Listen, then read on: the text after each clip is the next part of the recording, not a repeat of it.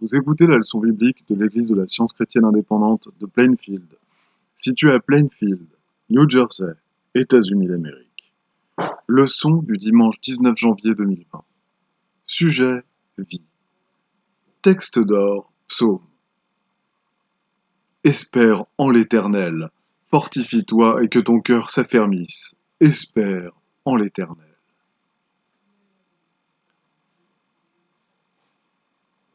Lecture alternée. Luc.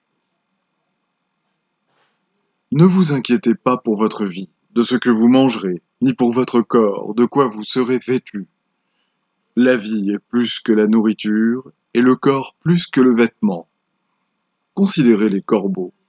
Ils ne sèment ni ne moissonnent, ils n'ont ni cellier ni grenier, et Dieu les nourrit. Combien ne valez-vous pas plus que les oiseaux?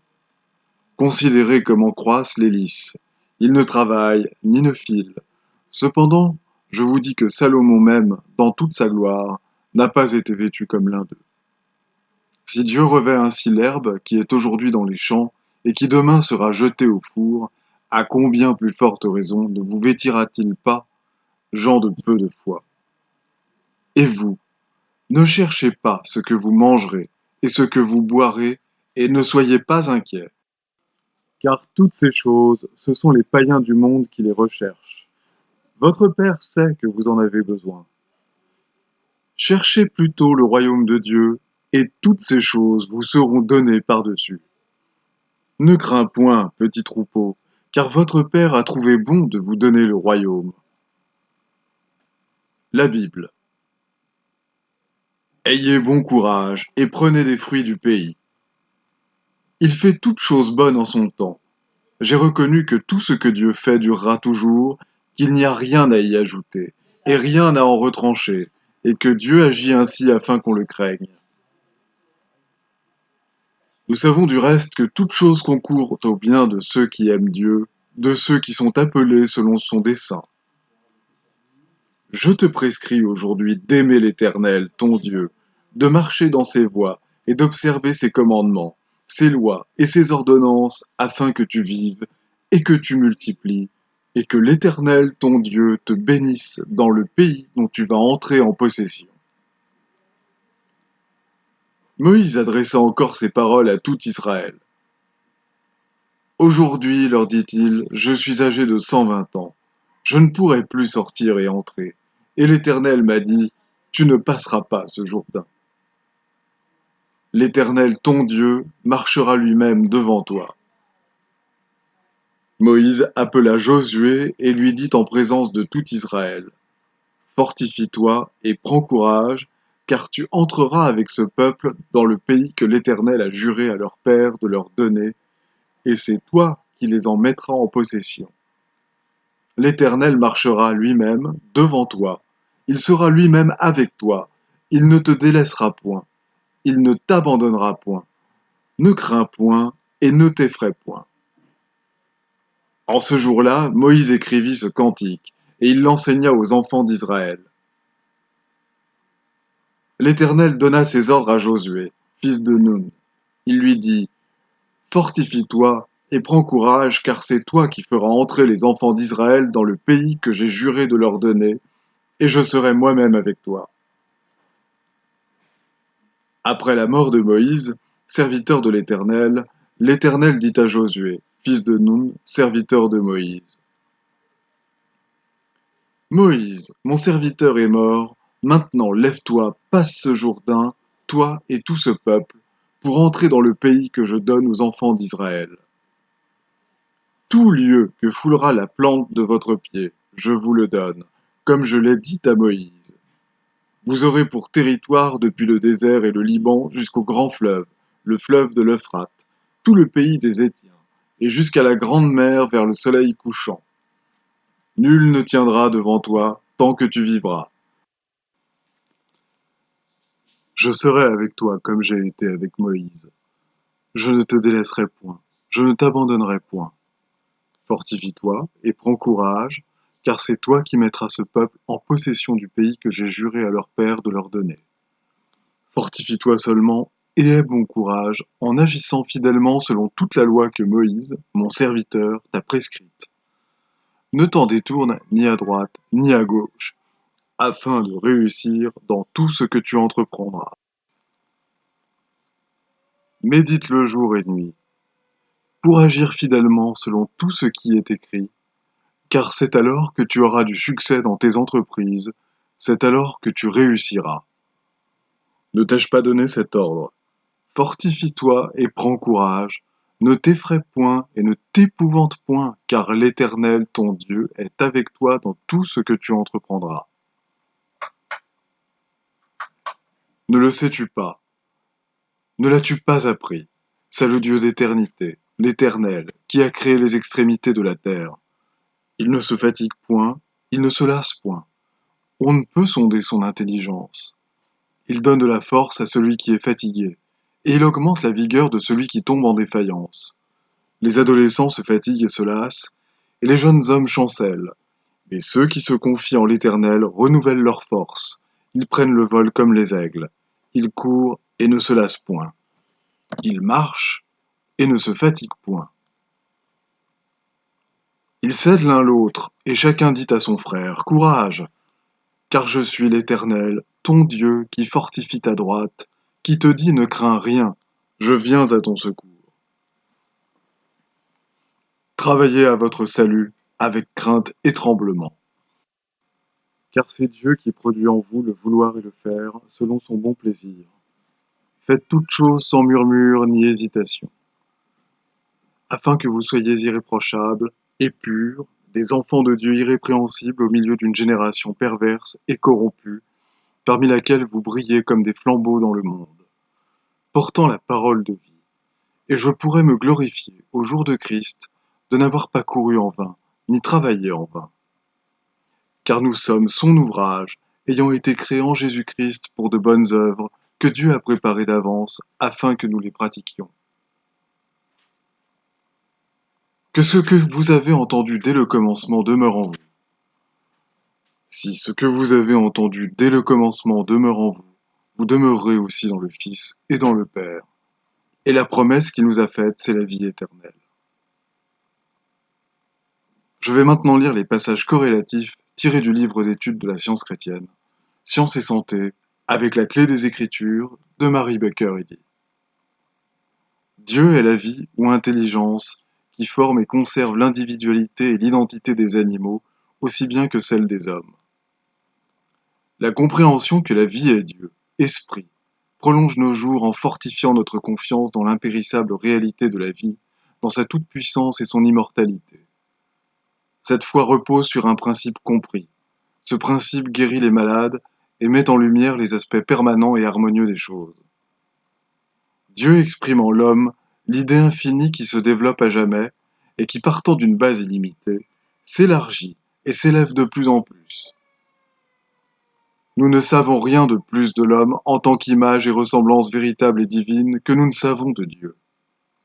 Les capacités humaines s'étendent et se perfectionnent dans la mesure où l'humanité gagne la vraie conception de l'homme et de Dieu.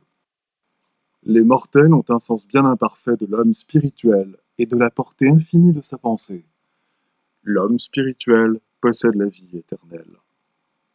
Ce sens scientifique de l'être, qui abandonne la matière pour l'esprit, ne suggère aucunement l'absorption de l'homme en la divinité, ni la perte de son identité, mais confère à l'homme une individualité plus développée, une sphère de pensée et d'action plus étendue, un amour plus expansif, une paix plus haute et plus permanente.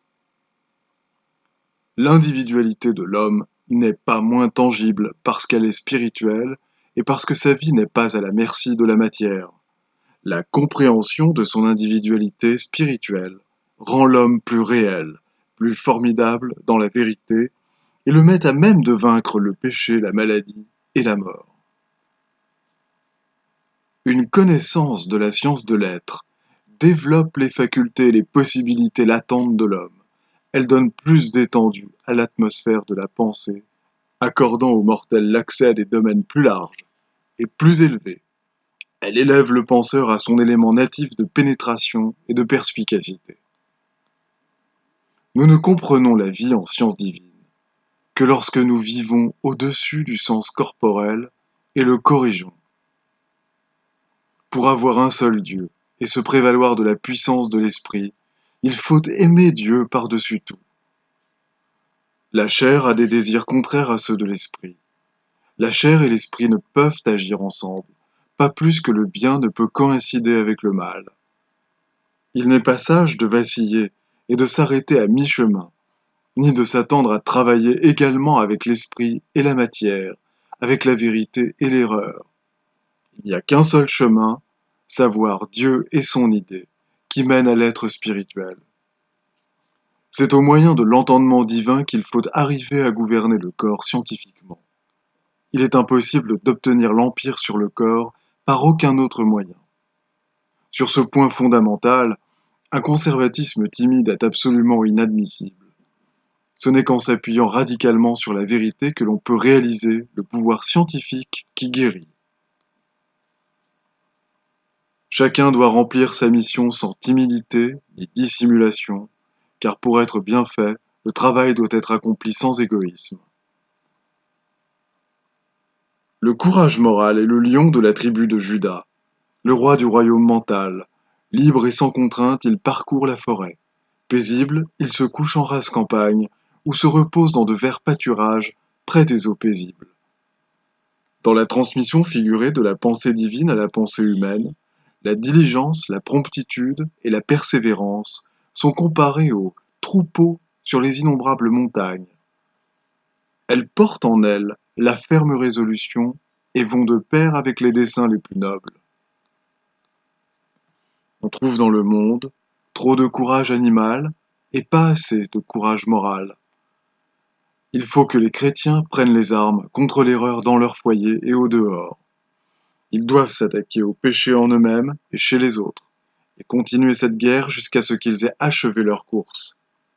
S'ils gardent la foi, ils auront la couronne d'allégresse.